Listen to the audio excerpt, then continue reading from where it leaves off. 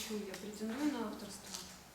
And if I just want something, does it mean that I'm making a claim to authorship? Absolutely not. Конечно, нет. Desires arise. Желания возникают.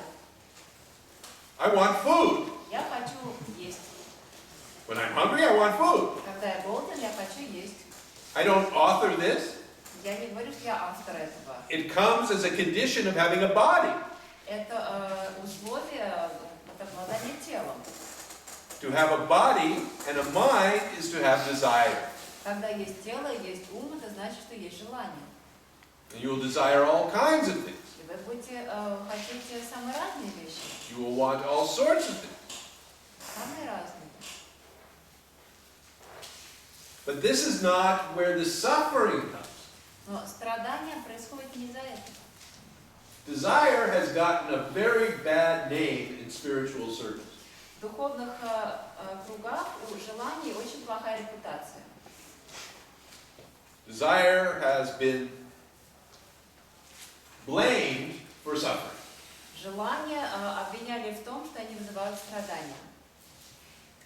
And you're told that in order to be free from suffering, you have to get rid of desire. И нам говорили, что для того, чтобы избавиться от страданий, нужно избавиться от желаний.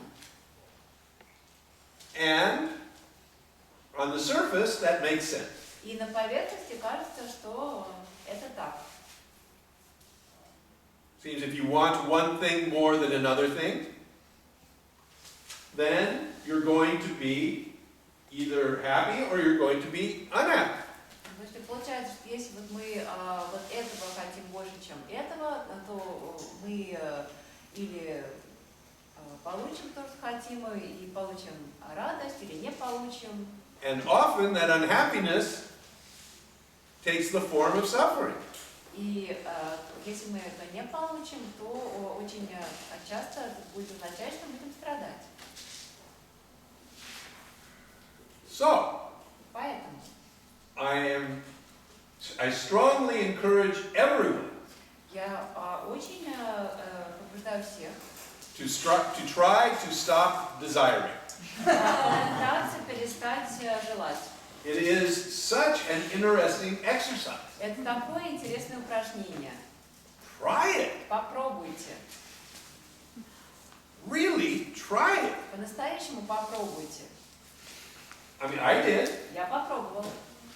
When I was starting my spiritual seeking, Когда я только начинала свой духовный поиск,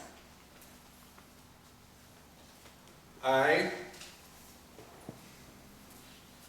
realized that there was some truth in this.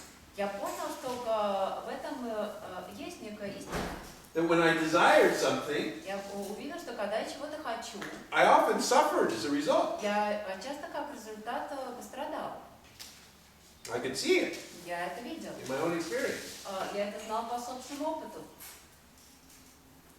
So I tried Поэтому я старался. to cut out desire. Я попытался избавиться от желаний. And it was really hard. И это было очень трудно. It was really, really hard. Очень трудно. And I failed. И у меня не получилось. I still had desires, no matter how У hard меня все I tried. равно были желания, как бы я ни старался от них избавиться.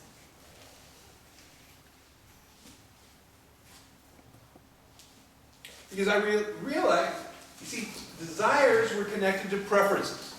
Потому что желания, оказывается, связаны с предпочтением. Preferring one thing over another. Когда мы предпочитаем одну вещь какой-то другой. That this thing is good, that thing is not so good. Мы говорим, вот это вот хорошо, а это не так хорошо. And I want the good thing. И я хорошо, и я хочу хорошее. And I don't want the bad thing. И не хочу плохое. So, I tried to not have any preferences. И я попытался не иметь никаких предпочтений. And you know what finally killed it for me? Вы знаете, что заставило меня понять, что это не работает. was sex. Секс.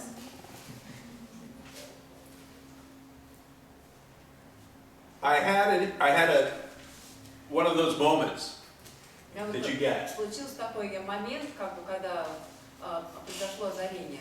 And I thought, okay, Я подумала, хорошо. I'm sitting here, Вот я сижу.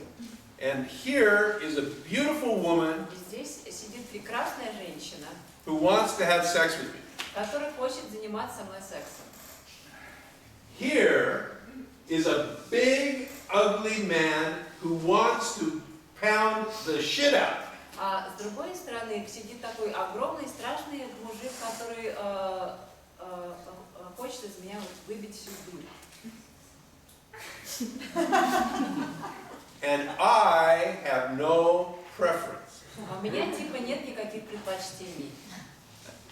And I realized I would never get there. И я понял, что у меня ничего не получится. Not only that, I didn't want to get there. И более того, что я и не хотела, чтобы у меня что-то получилось. To live in a state in which these two things were the same. Я не хотела жить в таком состоянии, вот, когда мне казалось, что вот эти две вещи одинаковые.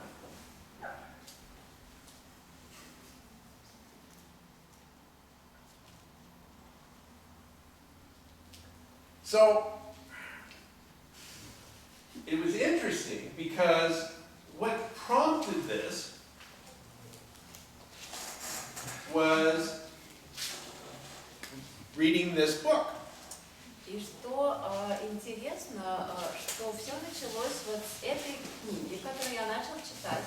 And this is the sutra of the third Chinese Zen patriarch. Это сутра третьего китайского патриарха Дзен.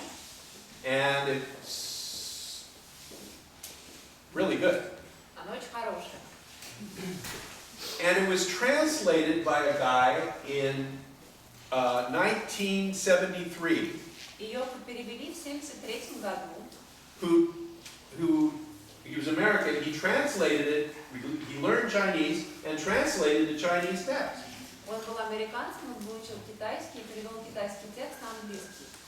And the first lines of this И первые строки is, the great way is not difficult for those who have no preferences.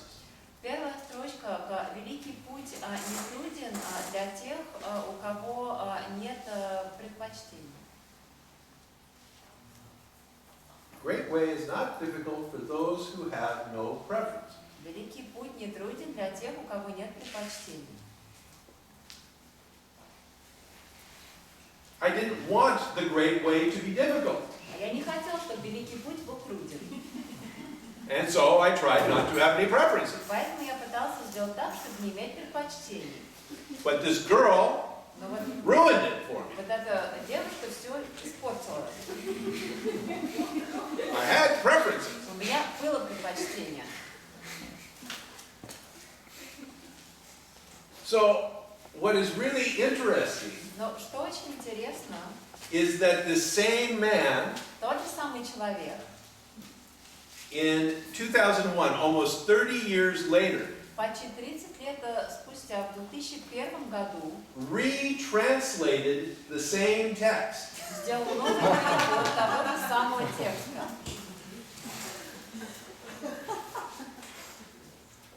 And this is how he translated these two lines.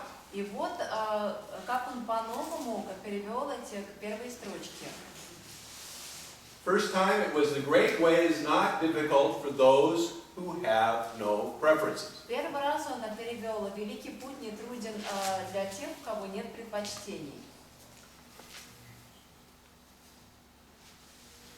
Then he translated, А второй перевод звучал так: the great way is not difficult великий путь не труден for those not attached to preference. для тех, кто не привязан к своим предпочтениям.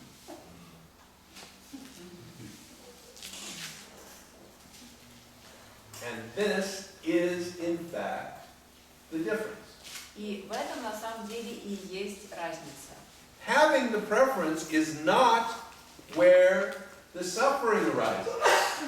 Страдание возникает не из-за того, что есть предпочтение. Having the preference does not make the great way difficult. Когда есть предпочтение, это не значит, что великий путь будет и труден. It is the attachment to the preference, А именно привязанность к предпочтениям, which in my language is this involvement by the false sense of authorship.